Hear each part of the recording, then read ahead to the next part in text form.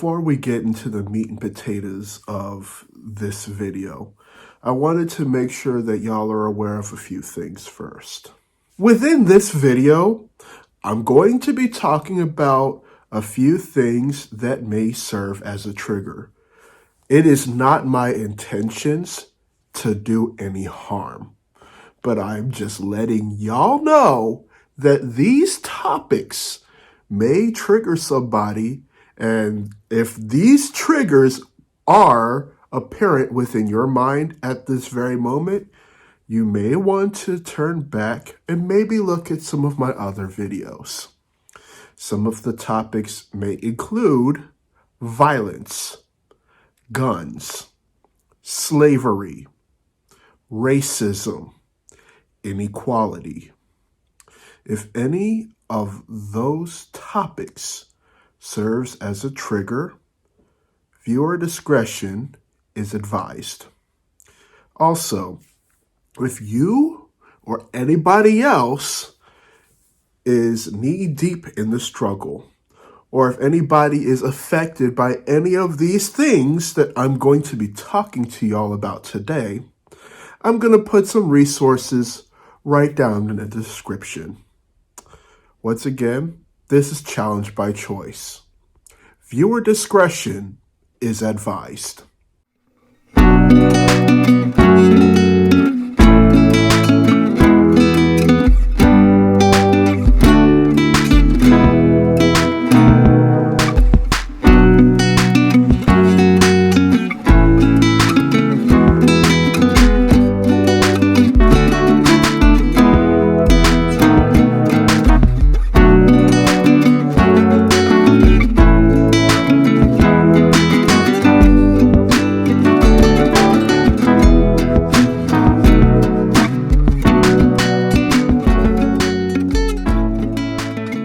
What's up, everybody?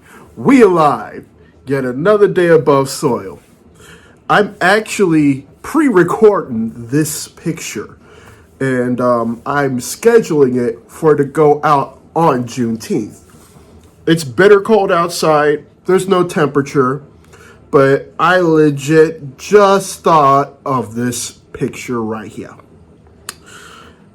If you have ever taken U.S. history, whether it be middle school, high school, or college, it is my hope that your professor or teacher told you to read The Narrative of the Life of Frederick Douglass. I think that this is a very important read. I think it's an easy read, and I think it is also one that has a lot of weight. It has a lot of weight to my heart because it is one of those things that is at the very core of who I am as a black man. So for the sake of this video, not only am I going to show you a picture of what I'm talking about, but I'm also going to talk to y'all about staying rooted and being resilient when times get tough. So y'all go ahead, get your paint together, get your paint brushes. And I also want y'all to get a copy of The Narrative of the Life of Frederick Douglass. Matter of fact, if you can just give me 1 second.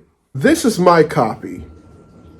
Some of y'all have different copies, but I had this one ever since I was in high school.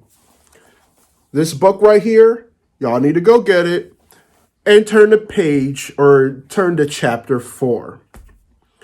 Y'all best be ready because we about to get into it. So at the beginning of this year, I told y'all about my stance on New Year's resolutions. Nothing's changed. If you want to do something, you do it the moment you're thinking of doing it. This picture is not too far from that truth. Like I said before, this is going to be in chapter 4 of The Narrative of the Life of Frederick Douglass, an American slave. Written by himself.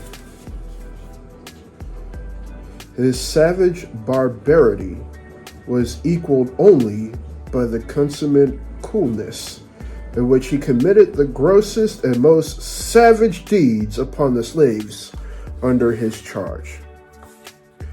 Mr. Gore once undertook to whip one of the colonial Lloyd slaves by the name of Demby.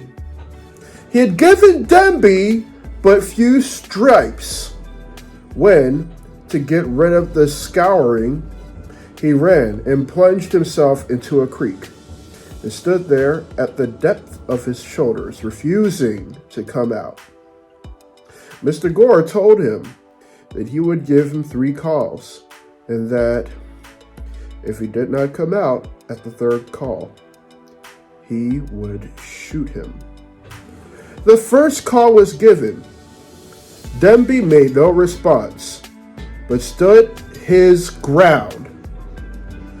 The 2nd and 3rd calls were given with the same result.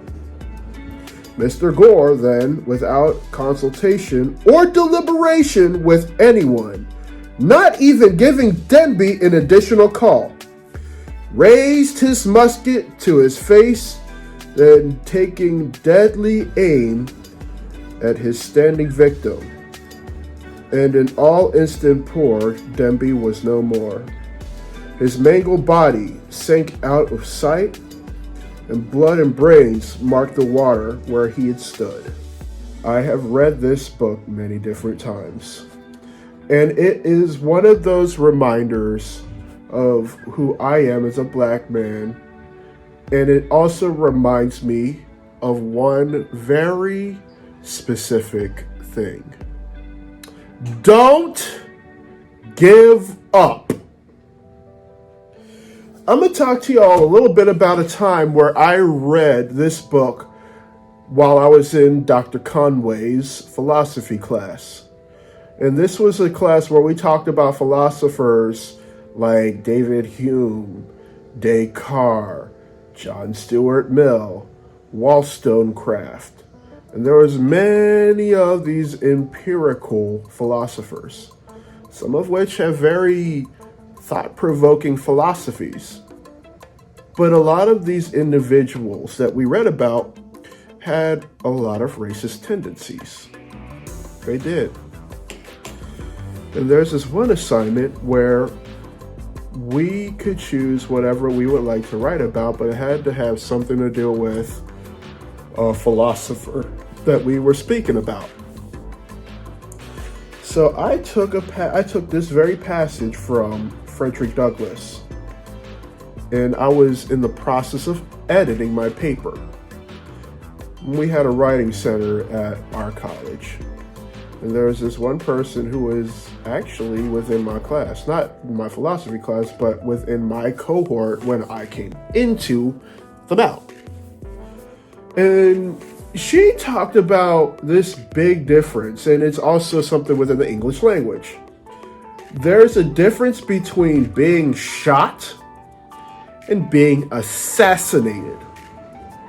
See, when you get assassinated, somebody had a plan, and then they expedited that plan, and then that person would be killed.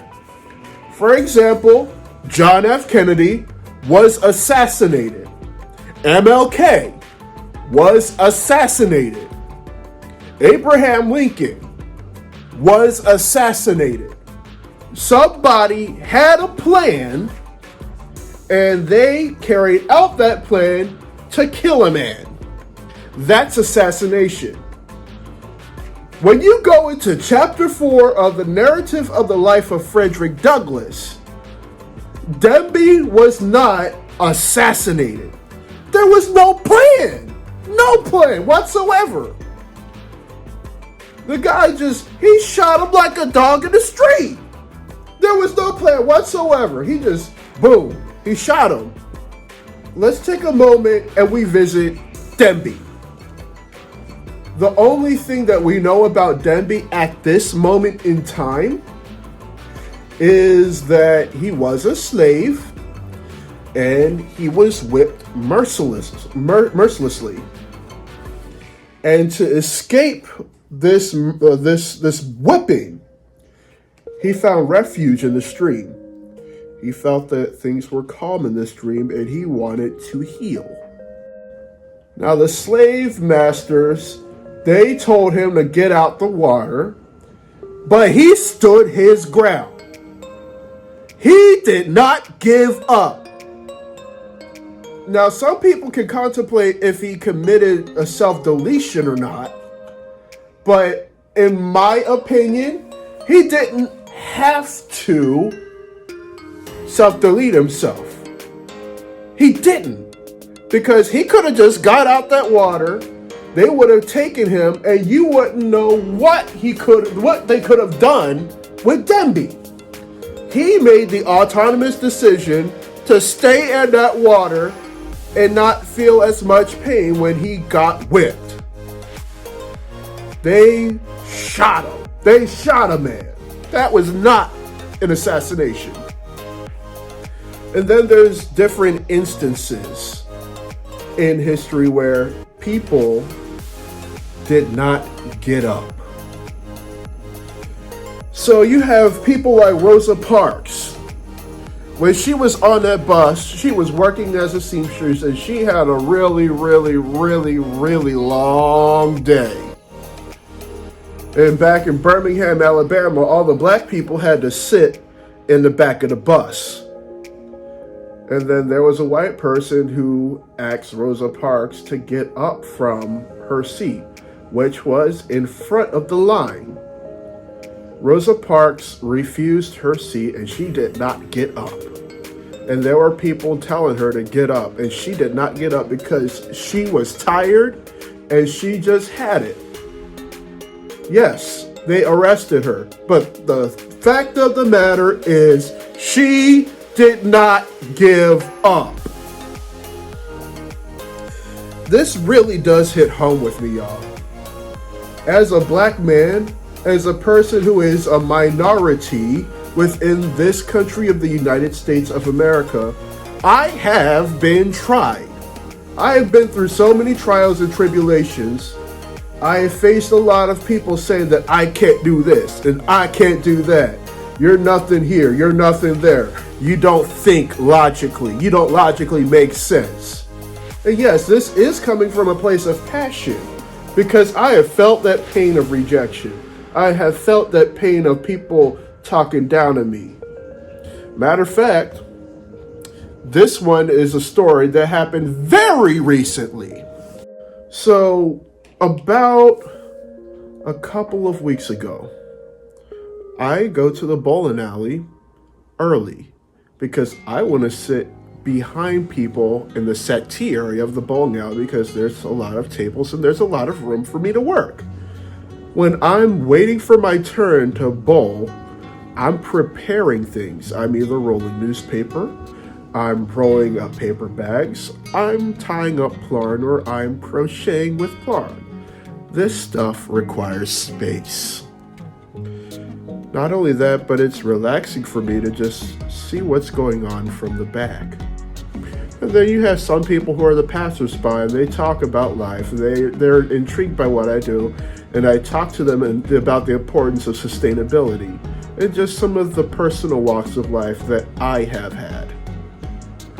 So, mind you, I came to the bowling alley early before a lot of people came there. And there was this table that was wide open. It was right by the lane that I was assigned to with my team.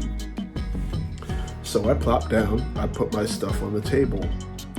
And there was a person who said, "Oh, by the way, we're going to be using this table to play cards.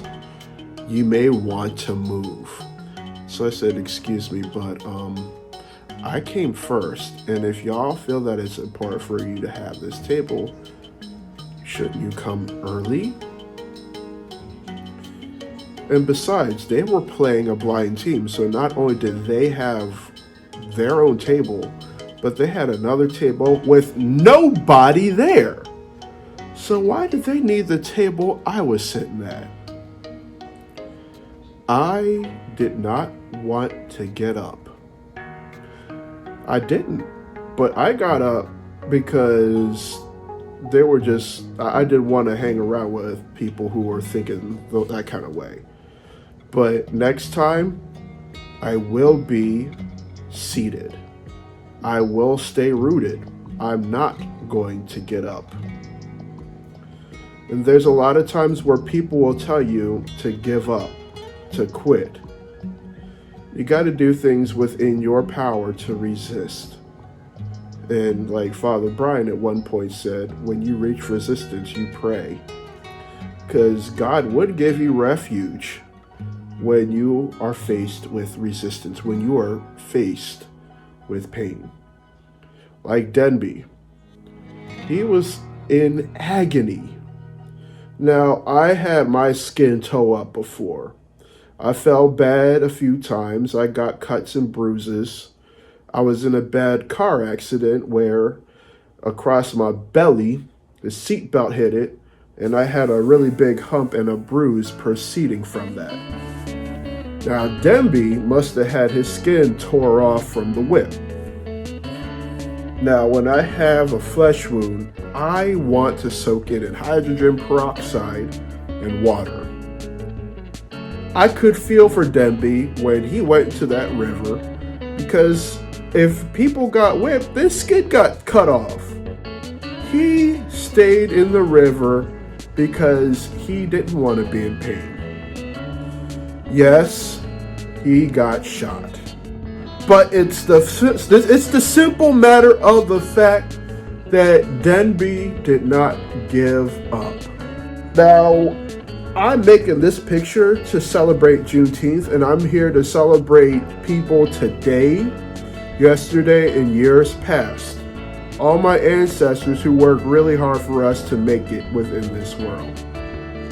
And I wanted to remind people, Black people, people from the Latinx community, Asians, Americans, any color of skin, if you are facing adversary, if you are facing hardships, you need to put your mind to it, you need to put your grind to it, and not give up. There's some people in the bowling alley who watch me roll up newspapers, roll up paper bags, and do all this stuff, and they tell me, oh, you're still doing this? This indirectly in my mind says, you haven't given up. Why haven't you given up? I'm not gonna give up. I'm not gonna give up. This world is way too polluted for me to give up. For me to give up means that I don't care about sustainability efforts, and I don't care about how the world looks. It means that I wouldn't care about cleaning the earth and making the earth a better place. You're still doing this? Yeah, I'm still doing it. If it means one person's doing it, then so be it. If this picture of Denby is going to serve as that big reminder, so be it. Denby did not get up. Rosa Parks did not get up. I moved from Maryland to the Empire State of New York to establish my life under my own tutelage. And I don't anticipate on getting up. Yeah, New York is cold. It's cold right now. Yes, this is pre-recorded. It came out in June. But I have the passion right now, and I'm sharing that passion with you today. I'm going to be in New York, and I'm going to stay in New York because I have established a life in New York, and that is that. I am not going to get up. And I encourage each and every one of y'all who are listening to this to not get up. Stand your ground, stay rooted, and believe in yourself because you are here to do something today.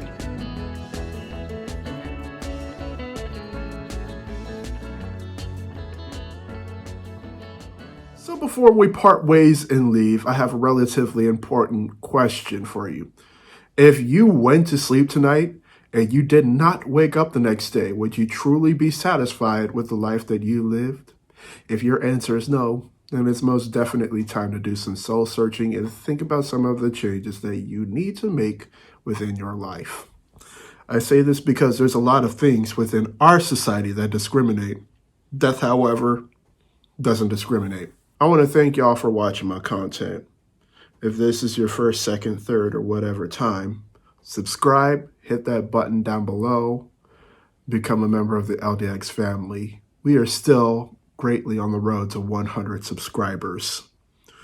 And for your leisure, I'm also going to include the links to my Etsy and Instagram right within the description.